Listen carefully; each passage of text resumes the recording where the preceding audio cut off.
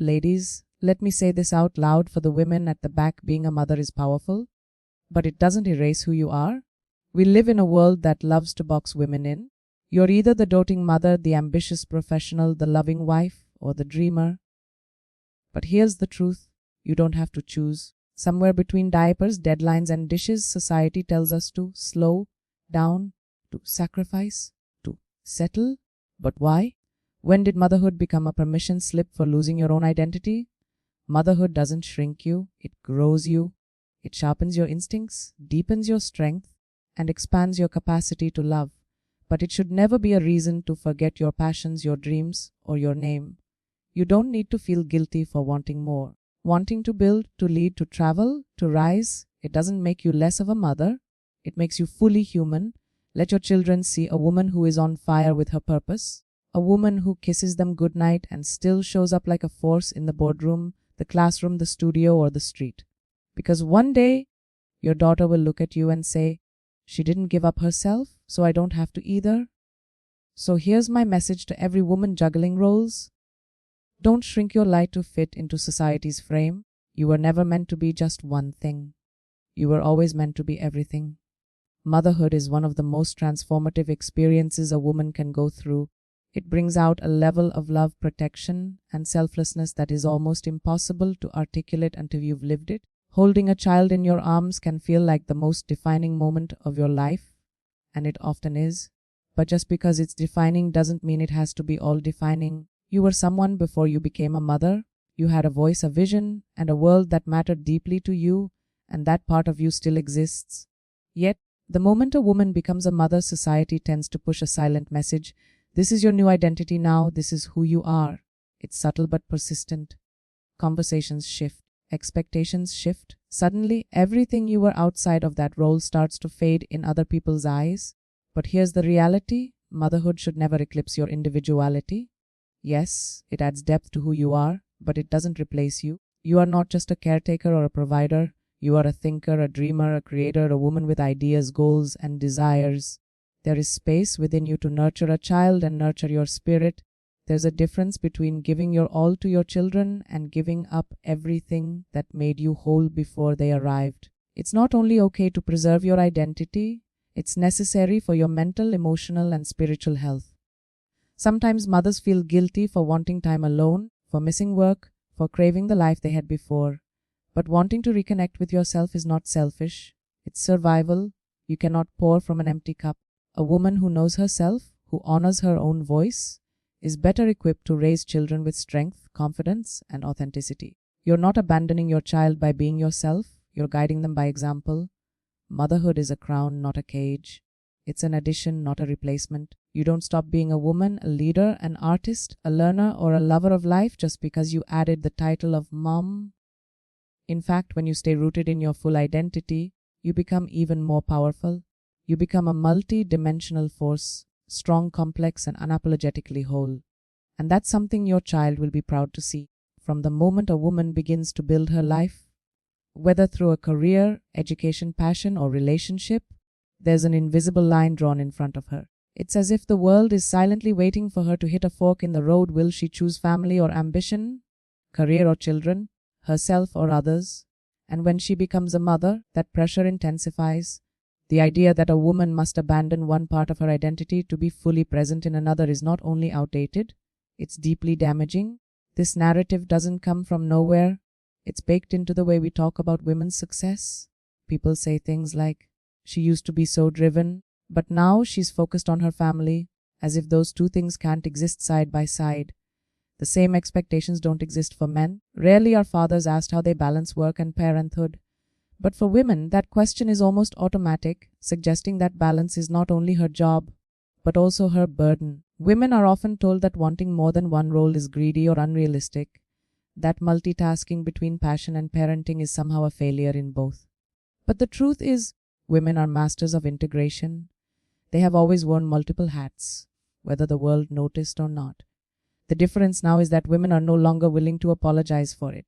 They are rejecting the binary choice of this or that and boldly living in the space of yes. And when women try to conform to society's expectations by picking one role and bearing the rest, the cost is personal and collective. talents go unexplored, dreams go unrealized, and future generations grow up watching women shrink themselves to fit into predefined spaces. But when women stand firm and refuse to choose between their purpose and their parenting, they create a new blueprint, not just for themselves, but for every girl watching. This is not about doing everything perfectly. It's about claiming your right to live fully. A woman shouldn't have to apologize for wanting a meaningful career, for traveling, for building something outside her home, just as she shouldn't feel shame in devoting herself to her family. The goal is freedom, the freedom to choose everything that makes you whole, and the courage to not let anyone convince you otherwise. Too often, women are celebrated for their ability to sacrifice. We are praised when we give up our careers, when we silence our desires, when we put others first, always and endlessly. It's almost become a badge of honor to be exhausted, to be selfless, to be invisible. But let's be honest, losing yourself is not noble, it's dangerous. When you slowly chip away at your identity in the name of sacrifice, you're not just hurting yourself, you're limiting the energy, wisdom, and example you could offer to the world. There's a myth that tells women, if you really love your family, you'll give everything up. But what if the truth is the opposite? What if loving your family means bringing your full self to the table?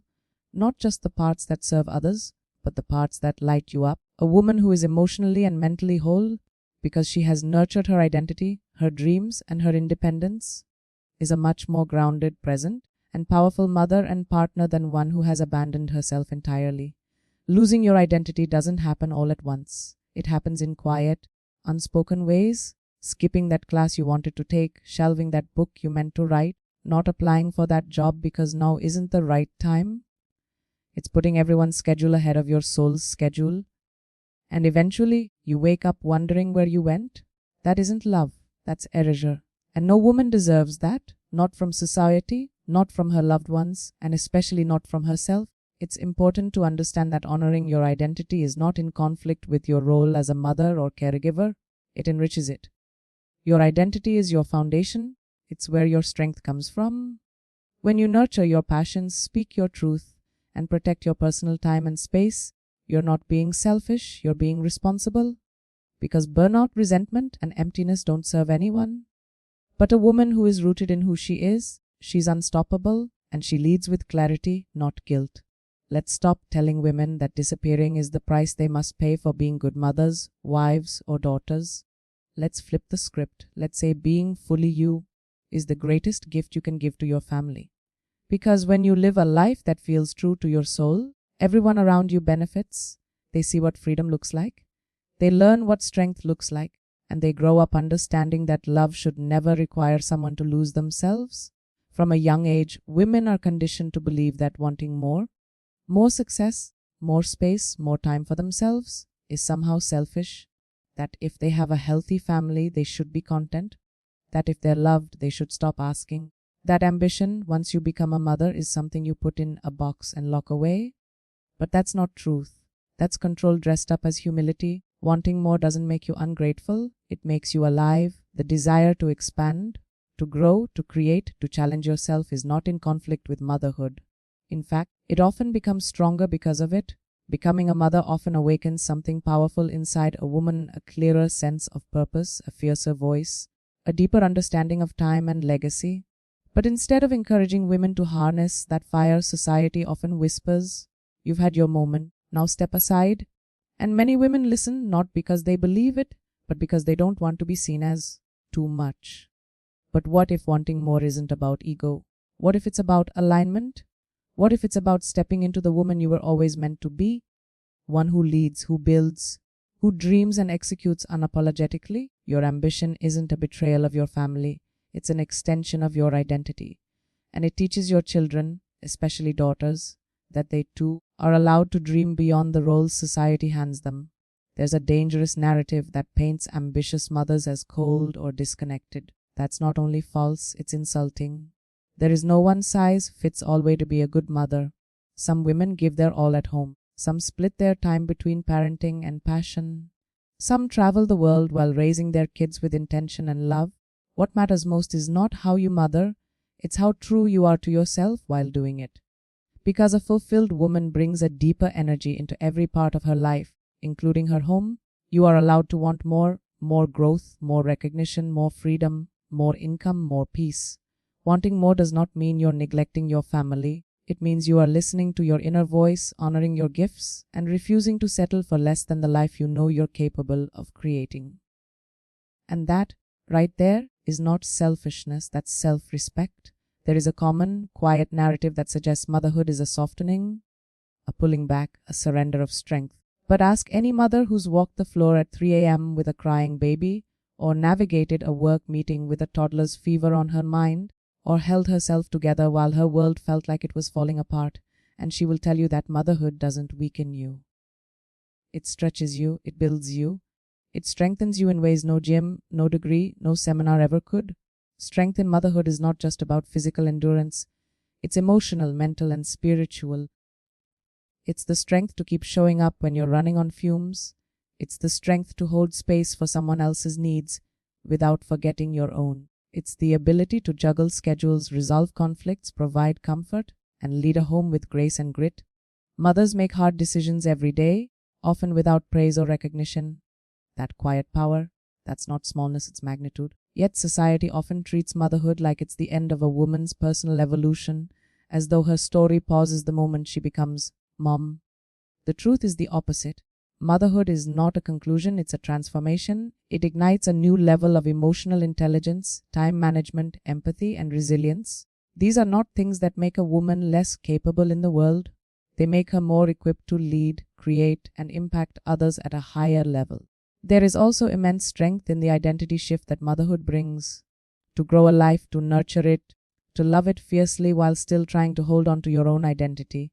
That's a daily act of courage. It takes strength to redefine yourself, to pick up the pieces after setbacks, and to reclaim your voice in a world that often forgets to ask, "How are you doing?" Women are expected to adapt, to cope, to carry. But the truth is, doing all of that while still chasing personal dreams requires an inner strength many never even recognize. So no, motherhood does not make you smaller. It doesn't box you in or reduce your potential. If anything, it breaks you open in the most powerful way. It reveals strength you never knew you had, and that strength is not something to be hidden. It's something to stand on, speak from, and celebrate. Because being a mother doesn't take away from who you are. It adds power, depth, and brilliance to everything you touch. Children learn more from what we do than what we say. You can speak about strength, independence, and confidence all day long, but if your children don't see you living it, it won't take root in them.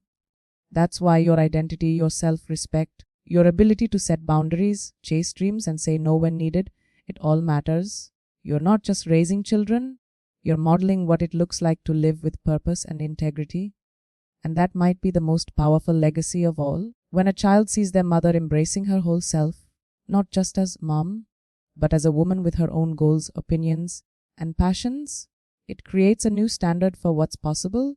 Your daughter begins to understand that she doesn't have to shrink to fit into other people's expectations. Your son begins to recognize and respect the strength and complexity of women. In both cases, you're showing them what wholeness looks like. Not perfection, but presence, courage, and authenticity. Too many women silence themselves in front of their children, thinking that it's noble to stay quiet, not complain, not dream too loudly. But what if the most powerful thing you could do is let them see you struggle and still stand tall? Let them watch you make time for yourself, defend your worth, and grow, even when it's messy. You don't need to be flawless to inspire your children. You just need to be real. Real in your values. Real in your love. Real in your truth. The truth is, children internalize what we normalize.